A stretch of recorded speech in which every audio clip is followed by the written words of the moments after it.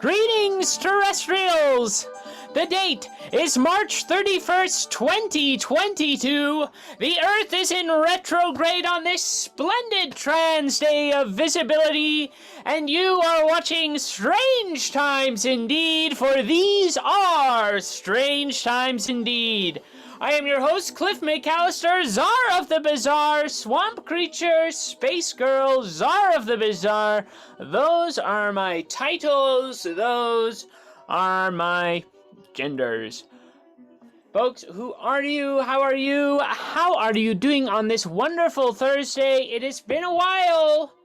It has been a while, everyone. Steven has returned to us. We took a month-long hiatus, and then I quietly came back to doing the show, and now we are here, and Steven is back as well. Steven, welcome back. How are you? I'm doing wonderful. Good to be back. Good to see you. Good to be here. You've been dearly missed, my friend, and of course that means for those of you watching at home, if anyone would like to call in with a story of the strange and unexplained, Steven is here, so phone lines will be opening up later on. So get ready if you've experienced something, because that's what we do here on Strange Times Indeed with Cliff McAllister every week, as we can, as asterisks every week, asterisks as available.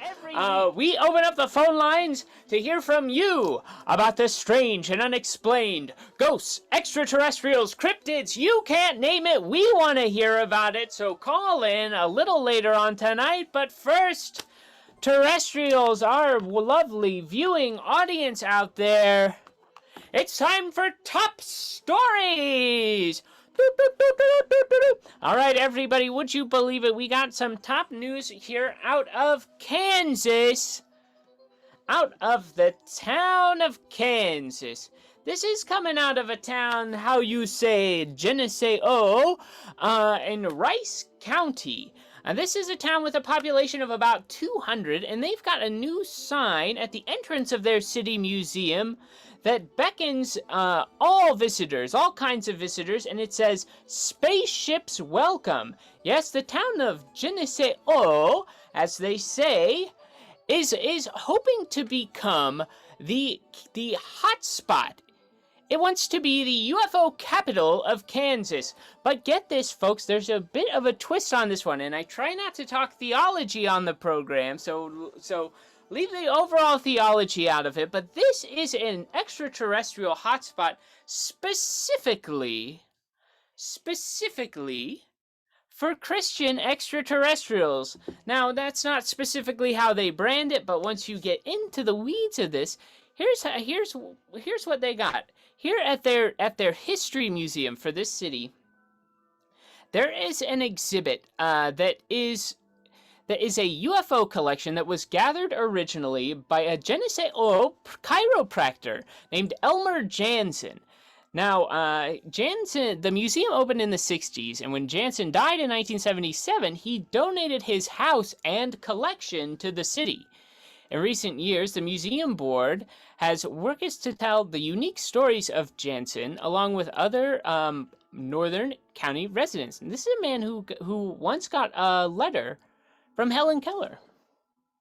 Something has to happen in Kansas. So here's what we've got here. So, let me find the pertinent pull quote. Okay, here we go. We call him Doc Jansen, and he was very interested in everything Geneseo, says Jim Gray, president of the Geneseo City Museum Board and one of the people responsible for the museum's space alien exhibit. He collected all kinds of early histories, but he was also a minister, and he had a belief that the future could be seen in the scriptures. And somehow, Gary said, Jansen believed beings from outer space were Christian.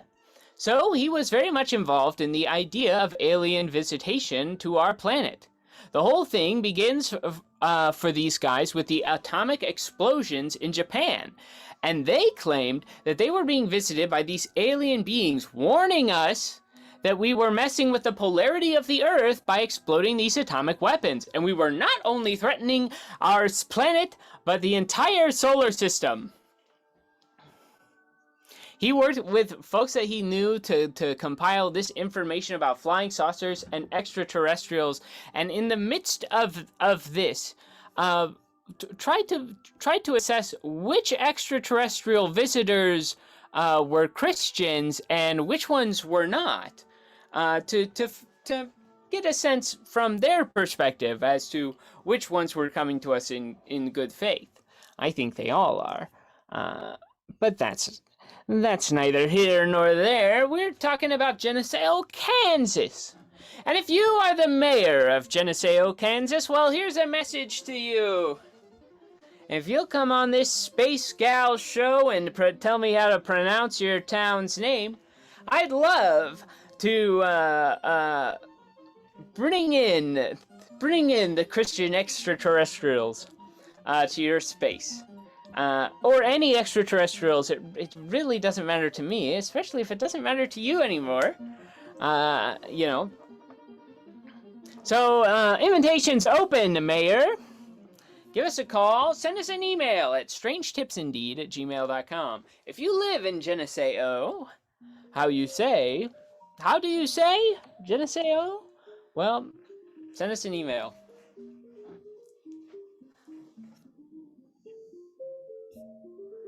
All right, let's move on to our next top story. Terrestrials. People of Earth, would you believe it? We have gotten further and further along. Just last week, not last week, but the week before that on the show, we looked at the very first image from the James Webb Space Telescope, the John Waters Space Telescope, as we like to call it. But there you go for the context. As it is Trans Day of Visibility, James Webb was a homophobe and thusly, most likely, a transphobe. And so he was a bad guy. So we don't call it the James Webb Space Telescope. We call it the John Waters Space Telescope.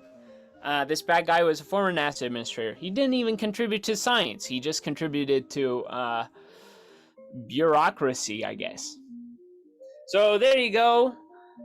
Much more fitting that we are peeping into the deep, dark crevices of space's asshole, but to look at it with the John Waters Space Telescope. So there we go. We got the very first image of that just a few weeks ago. I mean, we had some images before, but this is the first fully focused image. And actually, Steven, I did a disservice because not everybody's seen that. So I am going to go ahead and drop that in the show file for you, so we can show that to folks in a minute if you want to see what that is. In the meantime, can I send a file over the thing and multitask by talking about a whole other news story? Let's put it to the test, folks. I'm sure you can, but I was like ready to show this other image that's prepared, and I'm not supposed to show the other image now, right? I haven't talked about it yet. You haven't talked about it yet. We're talking about a new image. A new image is being transmitted. All right, this one's being transmitted, and Steven, this is a big size image. We'll deliver the truth. The John Waters Space Telescope was focused at a specific star up in the sky. I want to say it was the North Star, but I could be wrong, and I don't have the reference in front of me. If somebody wants to do a look and see which star it was in the chat, go ahead and pull that up. But I didn't prepare to talk about this one tonight. But I want you all to see the image because this is, of course, very exciting. The first image from the John Waters Space Telescope pointed directly at this one star, light years and light years away. Steven's going to be bringing that up in just a minute. But right around the corner, Hubble is still pulling out the stops. These two are neck and neck. The John Waters Space Telescope just got up. This is the successor to the Hubble. This thing is huge. And in the meantime, while we are on the verge of looking into the depths of space with the John Waters Space Telescope, the Hubble is suddenly blowing up the charts. Blowing up this charts with this 11th hour comeback. Dropping these incredible new images from space. So we've got that just around the corner, but Steven, I think we've got the file up on the drive. There it is, and we've got it up on the screen as well. So if you take a look right here, you can see it, and you can even bring that bigger just to kind of look at the brilliancy of this star. And what you're seeing behind this star, are and Steven, if you can even let that be a little bigger, because those little spots that you see are not just like, those aren't other stars, those are other galaxies that are like behind this.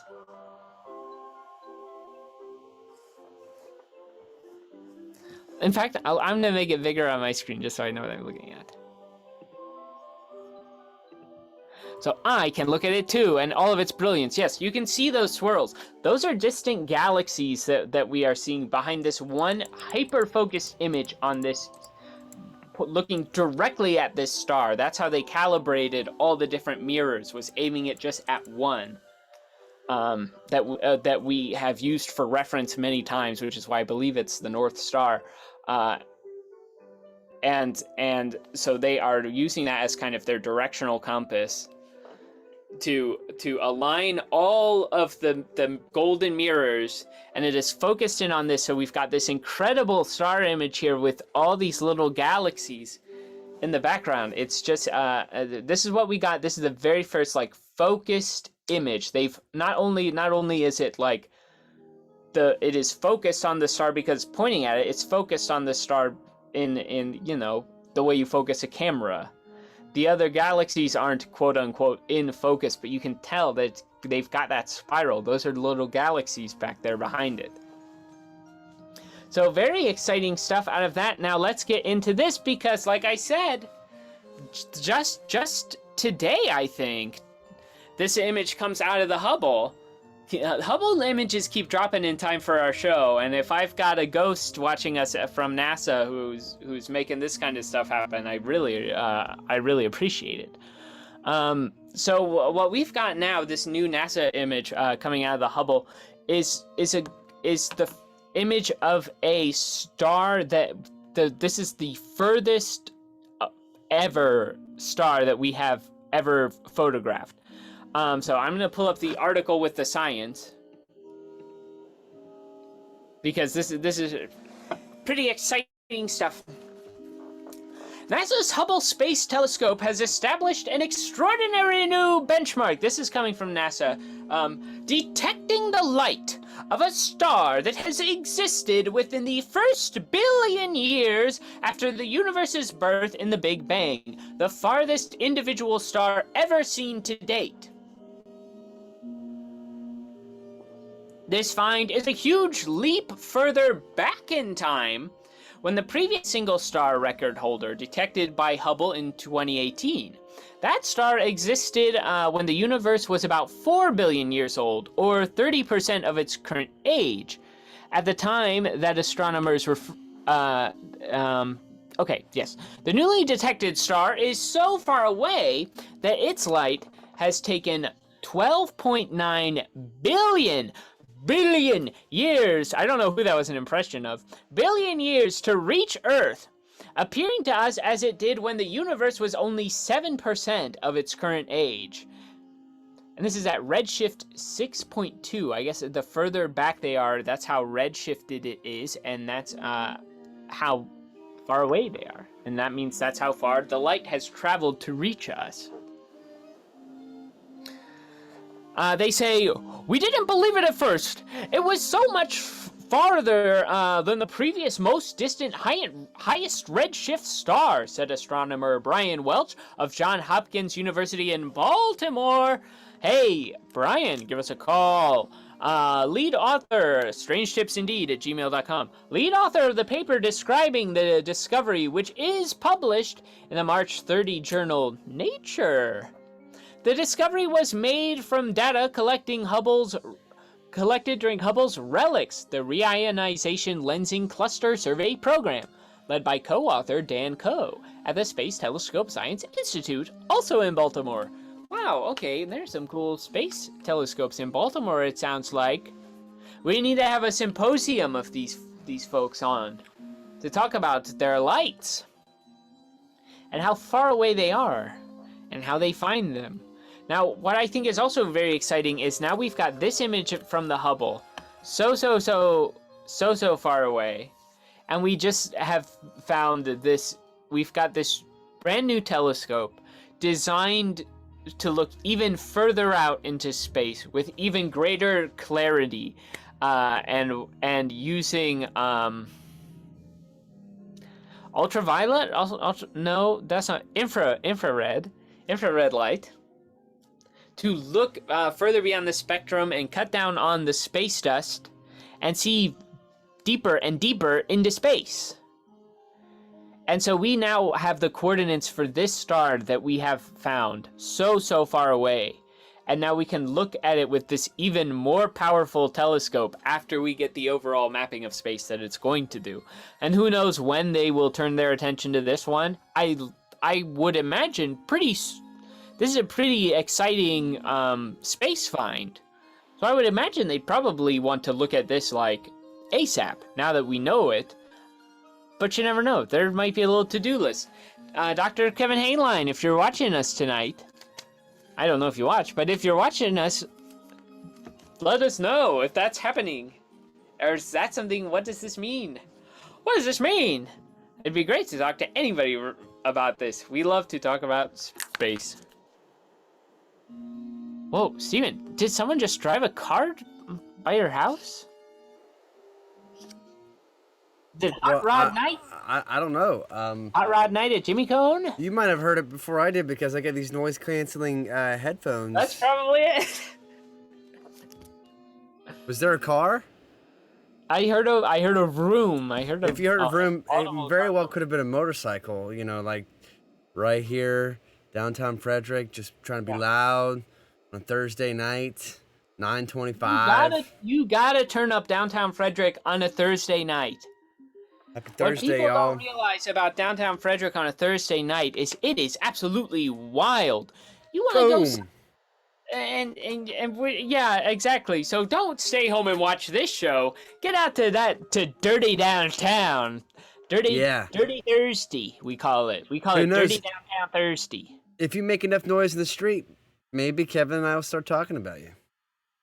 Yeah, maybe Cliff will start screaming at you. Well, Kevin sometimes comes by and produces the show. On the back end over here. Oh yeah, she'll really put a hurting on you if somebody messes up the show because they're running their car too loud. Yeah, it'll really, gotta get a new muffler, gotta get a new pipe. You can't mess with that gal. She's trouble. Quiet it down. She's trouble. She'll bust some heads to make this show happen. Oh, I saw her lift a truck, an 18-wheeler. It had collapsed onto the very laptop we used to broadcast the show. I'm sure a lot of people have seen some strange things revolving around that. I was there. Incredible forearm strength. That person? Yeah.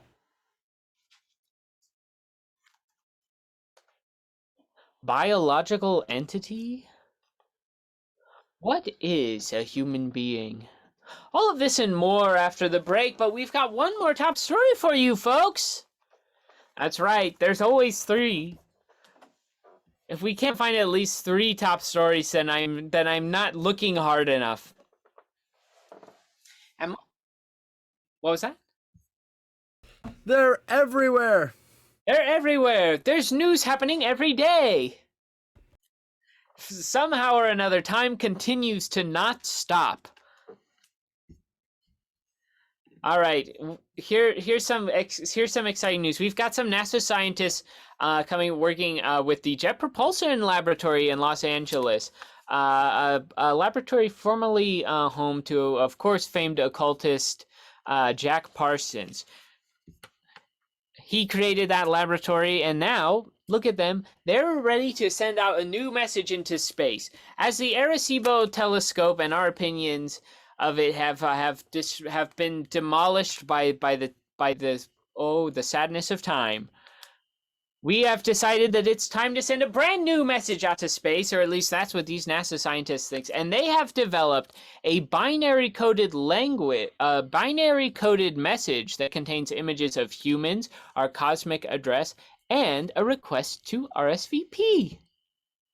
And here's some of the things that are going to be on it. They're calling this the beacon in the galaxy. This is what they've designed. It's going to have information on the biochemical composition of life on Earth, including a visual depiction of the 4 constituent bases of DNA.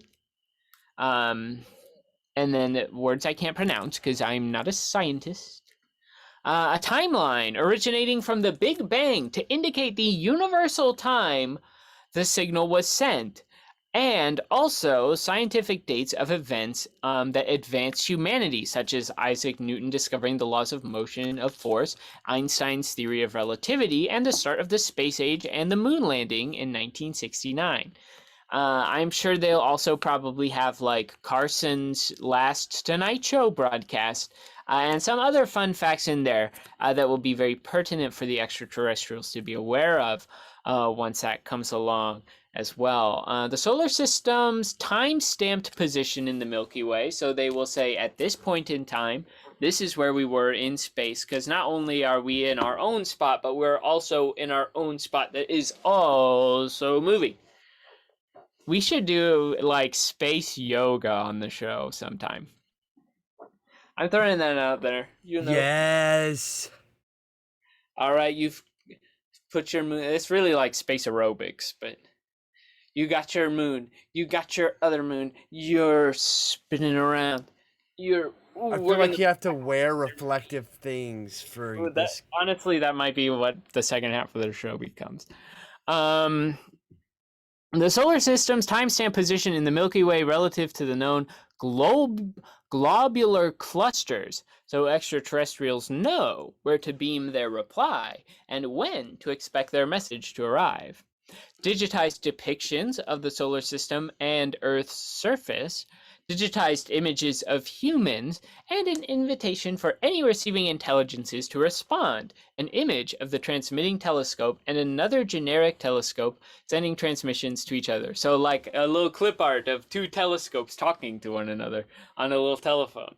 Actually, that would be really cute. So if anyone makes fan art, we got to see a picture of 2 telescopes talking to each other on the phone, but one is like an alien. Space Trance Dance. Freddy Cadigan joining us, of course. We've got Isaac, Sierra, and Katie in the chat. Our friends. Also, if I say your names on the show and I know you personally, and you're like, "Don't say my name," let me know. Let me know. But I only say first names. I just know we say some pretty radical things on this show, so if you don't want your first names on any lists of true believers, of trans radicals out there, then you gotta be careful. All right, everybody, now that we've thought about our names being on lists for the dubious things that we do, let's take a moment and just have a deep breath.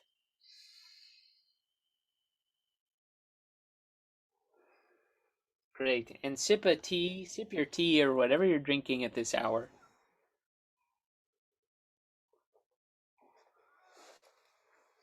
Mmm. Mm. Mmm. Mm. Mmm. Mm. Mmm. Mm. All right, great. One more sip to lubricate the larynx. And wow, would you look at that? It's 9:30. Steven, let's take a quick break. When we come back, we'll open phone lines for anybody who wants to call in. And maybe we'll either talk about the things we can't see, or we'll devise some sort of extraterrestrial yoga. Or if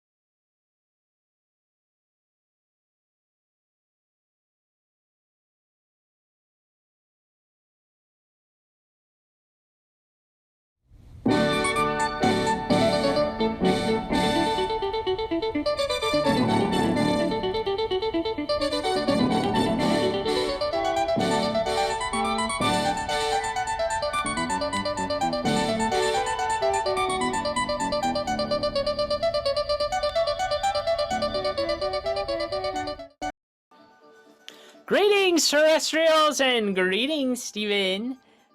The date is March 31st, 2022. The Earth is in retrograde. It's Trans Day of Visibility, and these are some strange times indeed. You, of course, are watching Strange Times Indeed with Cliff McAllister, Swamp Creature, Space Gal, and Czar of the Bazaar. Every week on this show, we examine the strange and unexplained, be it extraterrestrials, cryptids, interdimensional beings, ghosts. You can't name it. We want to hear about it. So go ahead and give us a call. We are opening up the phone lines tonight. And boy, oh boy, you're watching us right here, twitch.tv/MetComedyNight. If you like comedy, the Comedy Pigs are performing at Met Comedy Night tomorrow night and Saturday night at 8:30. And get this, it's their birthday weekend, which means this Sunday, there's no show on Sunday, but this Sunday, the Comedy Pigs will be turning 29 years old. Now that is an old age for a comedy group, but how do these folks stay so young? Well, they're not the same members as it always has been. That's just how it works. Okay. So, there you go. Check them out. Tomorrow night and Saturday night at Met Comedy Night in Maryland Ensemble Theater, right here in downtown Frederick. Tickets are $15, so go see them, laugh, and love in person. Of course, we've got O'Crit coming up this month, too. Katie, can you, I don't have my calendar in front of me, but I know you're here. Can you drop the O'Crit dates in the chat for folks who want to see, and I'll also say it for anyone who's not watching the chat.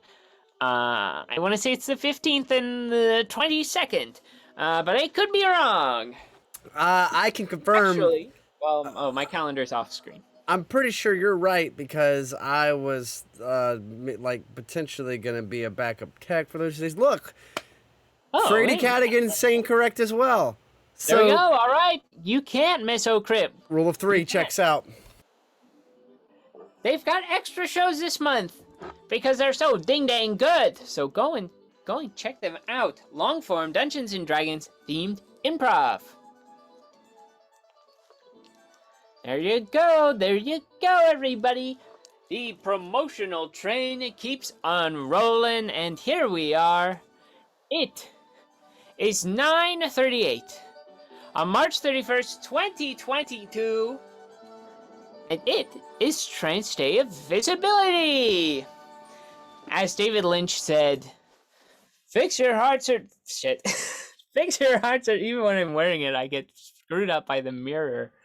The mirrored image. Fix your hearts or die. If you're not on the trans train, get on it or get out of town. And don't go to any other towns either. Put yourself in seclusion for the rest of your life if you can't get with it. That's what I say. Am I advocating for forced isolation of J.K. Rowling and Dave Chappelle on this Trans Day of Visibility? Yes. Otherwise, we are a largely pacifist and non-violent group on the show. But I guess getting them to sequester themselves into isolation by their own choice because of the choices that they've made, great, good for them. We'll never see them again. They say, well, I don't agree, so I'll never talk to you. I'd be like, fine, I good. There we go. That's it. That's my form. That's the best side. That's it. Get him out of here. Don't talk to him ever. Because we're not talking about those jagoffs. It's Trans Day of Visibility. And I didn't shave my legs. But I did shave recently enough that this camera can't tell the difference. When I hit it with the light, and we reveal how truly white I am, and it blacks out your screens. An error message pops up. It says, sorry, a color has been created that is too bright and too white. But that's just me shining. Shining, like the Stephen King novel. cursed with the ability to see spirits in the psychic realm and all of those things. Well, what can you do? There are some people who are like that, though. They're called psychics and mediums, and they are able to see the dead. Are you aware, or are you a psychic or medium? Please call into our show and be our friend. I don't understand why we don't have like a medium friend on this show. What I would love to manifest even in this moment on this trans day of visibility is a medium friend who can call into our show and speaks to ghosts. Oh yeah, that's interesting, because as you may know, Cliff, I live above a psychic. That's true, you do.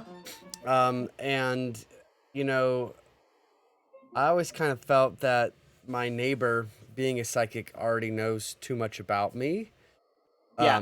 Than like a more normal neighbor would. Mm-hmm. So I haven't necessarily gone and got my palm read or gotten myself a session, because then you're just gonna get me too close, know too much about me, and I'm just your neighbor. Right. But but yeah, a medium friend. I mean, very very intriguing. We gotta listen. We gotta manifest and keep our ears open. Keep our ear to the ground. Keep our ear Yes. open. Manifesting a medium. If there are any mediums out there. Put my ear to the ground. If there are any mediums out there, here's how we have to manifest. You can't. You have to do a full energy manifestation, Stephen. Yeah, Hold on one moment. a full one. After you put your ear to the ground. Yes. You keep doing that. Oh, okay. Yeah, sure. Ear. Keep your ear to the ground.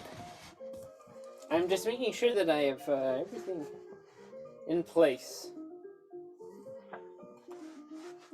to do what I'm trying to do. My ear's on the ground. You're doing great. Can you see my hand? My ear's Yes, on the ground. My ear's on the ground. On here. All right, here we go. Get ready. Should I take my ear off the ground? We are yes. You can take your ear off the ground, Oh, Steven. okay. It's Ooh. time to manifest ourselves a medium. Yes. Get this a little louder. Oh, and I've got to turn off the thing. There's technical things I have to do. Technically. Original sound on. Okay, here we go. Ooh, oh, no.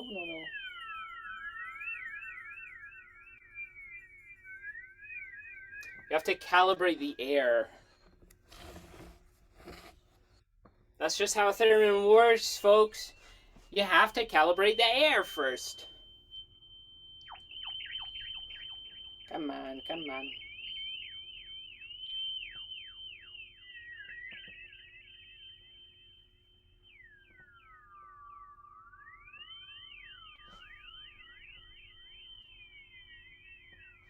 Alright, so I just can't get that close. Great, okay, there we go.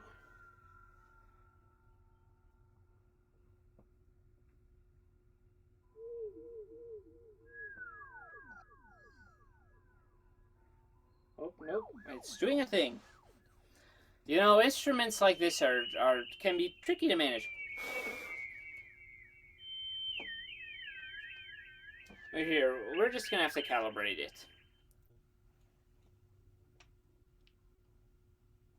This is a great teaching moment for those of you who are unfamiliar with the theremin and how it works. The theremin is an instrument that you play without touching. It uses this right here, this antenna, to measure pitch, and it will measure pitch with this hand, going higher over here and lower over here as I set the high point and the low point once I calibrate it. This hand here and this antenna here that is kind of looped around, you can kind of see. You see my hand go through it. This controls volume up and down, and 9 the 2s shall mix. And so this the Moog Theremin will actually, when you set it up and calibrate it, it will calibrate to the room. So when you move it, and this is important for any theremin, you'll need to recalibrate it because other things will be around it, and you want it to measure you.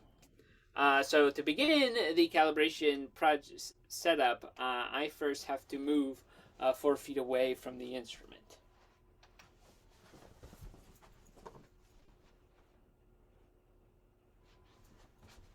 And now you see, for you, nothing has changed. But it has an idea of the room without me in it. And we measure the near pitch, which will be right here. And we measure the far pitch, which will be back here.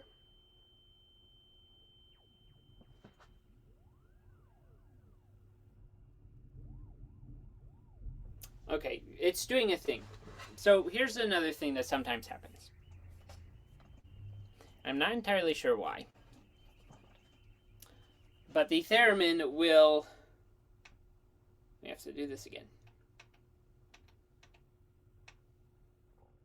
The theremin will sometimes pick up the microphone stand beneath it and make that be the cross point of where the low volume is. So sometimes calibration can take a moment. But it's trans day of visibility, so, sometimes you just gotta watch a gal work.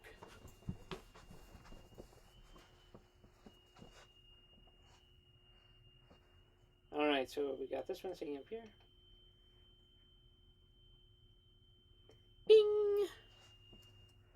And this one's sitting up about here.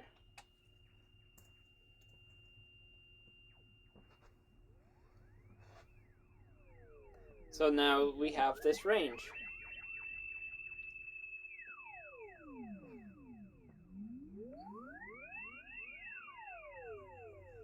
And so now we set the low volume. This is where I put my hand for it to be nothing. I do it a little bit above. And this is where I want the top of the volume to be, so I don't have to bring my hand all the way to the sky. Oh, and great, now there's a thunderstorm coming, so this might be the hardest thing to hear ever. Oh, but I can plug it into these other speakers. So it sounded really cool, though.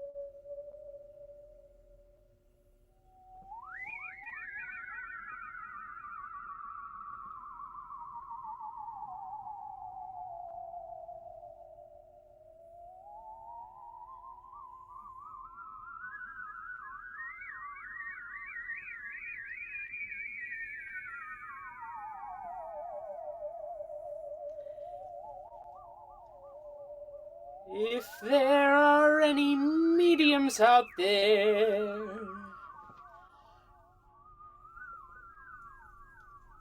can you see the spirits? Can you see the broadcast mediums out there.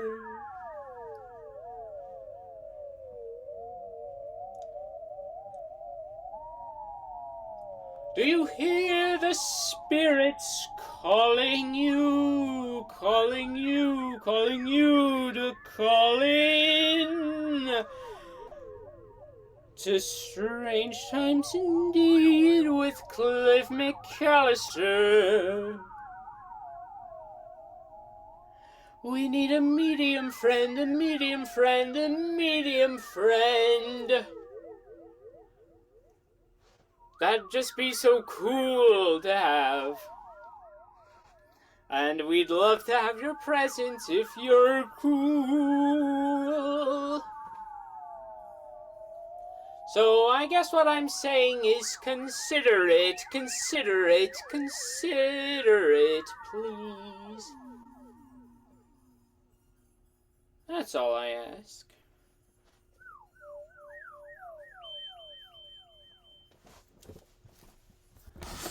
Well, there you go. How about that?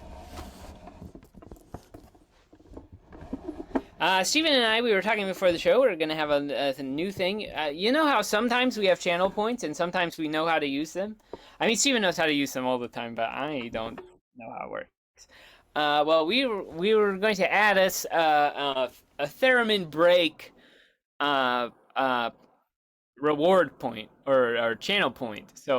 So at any point, if someone wants to derail the show by making me get up and play something on the theremin, you have the option to do that.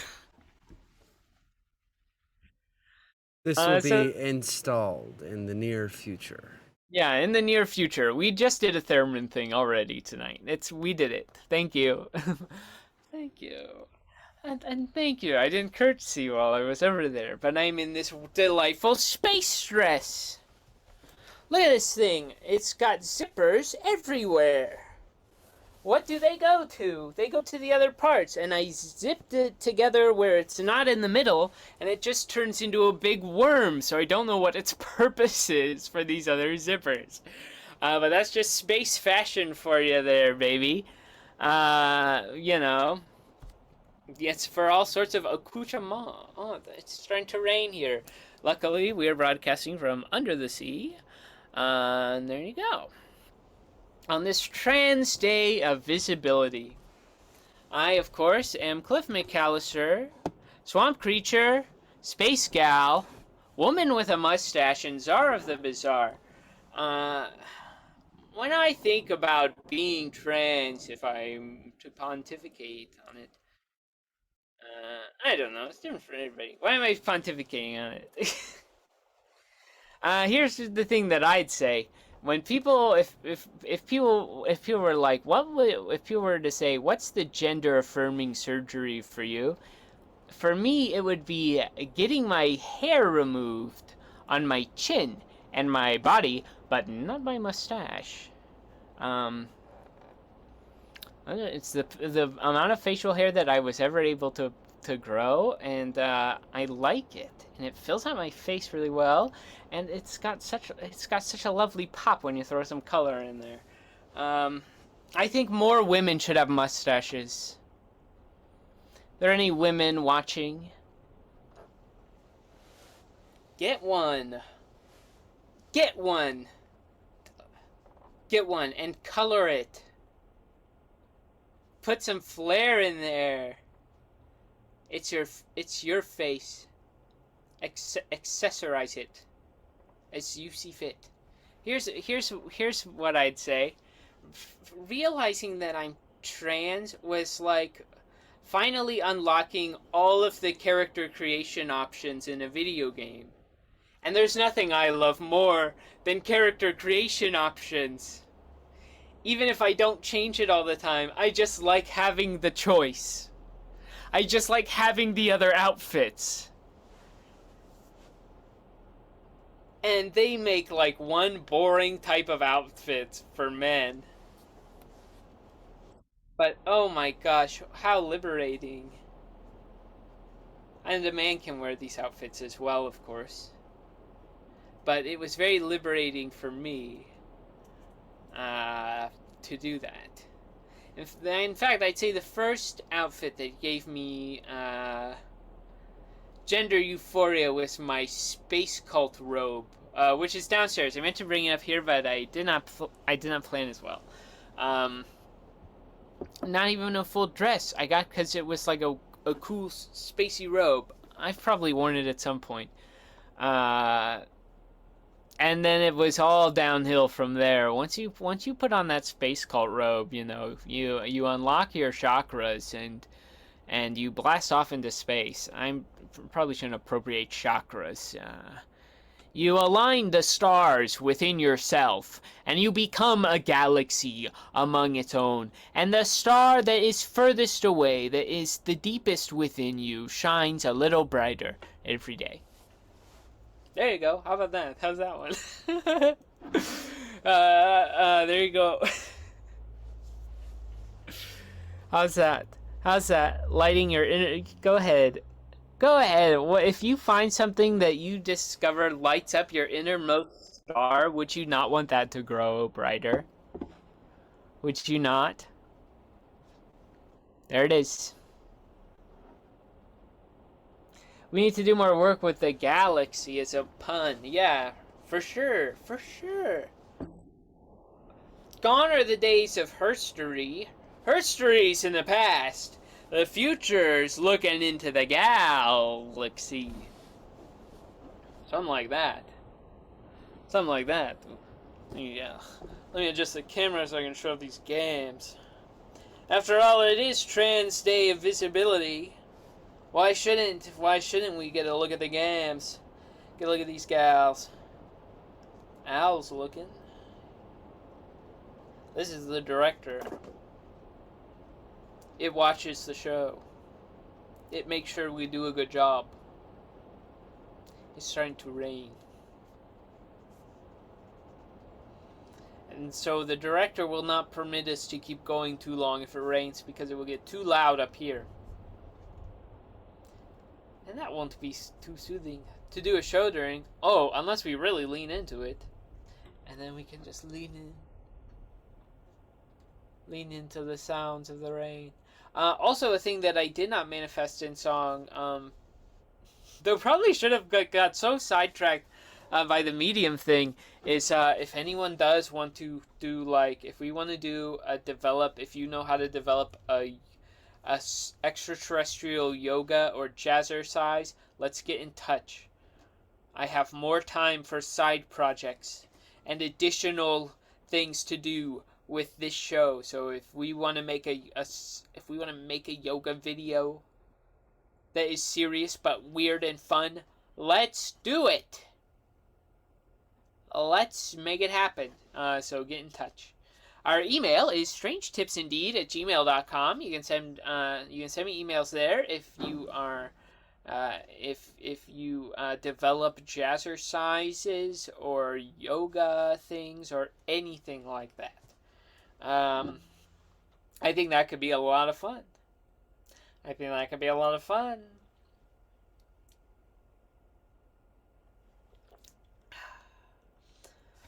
Well, with all of that said, and the record over, and the rain falling, but not so hard that you can really hear it, I wish you all a wonderful Trans Day of Visibility. And if you're watching the show tonight and you're not trans, thanks for viewing a trans person tonight. We're not always on television, and we're not always in the movies. But tonight, on twitch.tv/metcomedynight, you found one. And here we sat for a lovely night talking about the strange and unexplained. So thanks to you for viewing in. Hey, here's the thing. Politicians are awful and bad, and Texas sucks. They're going after trans kids. A lot of states are right now, and it sucks real bad. But there's a company that makes some T-shirts that I like, and I think are pretty cool. They say don't mess with trans kids. Like a plan, don't mess with Texas. But it's got the Texas flag. But it says don't mess with trans kids. they sell those T-shirts at don'tmesswithtranskids.com, and all the proceeds go to Equality Texas, which is fighting to help fight this awful legislation and these moves where they are making. I hate to talk about bummers, but they are like having social services like go after families that like support their trans kids, and that's sorry to curse on the show, but that's fucked up and bad. So if you want a T-shirt and you want to support that cause, that's a great way to do it. Because also, if you're an ally, here's the thing: if you're an ally,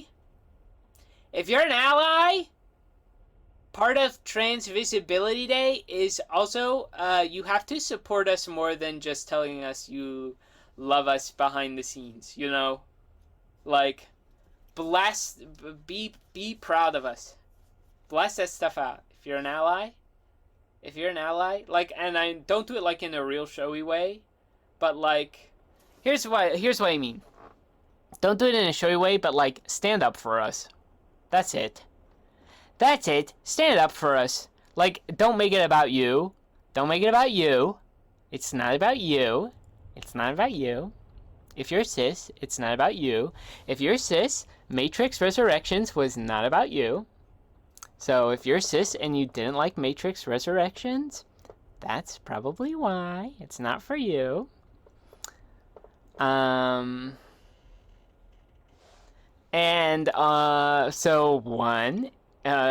what you can do for Trans Day of Visibility. If you're cis and you didn't like Matrix Resurrections, you can shut your fucking mouth and never say a bad word about it ever.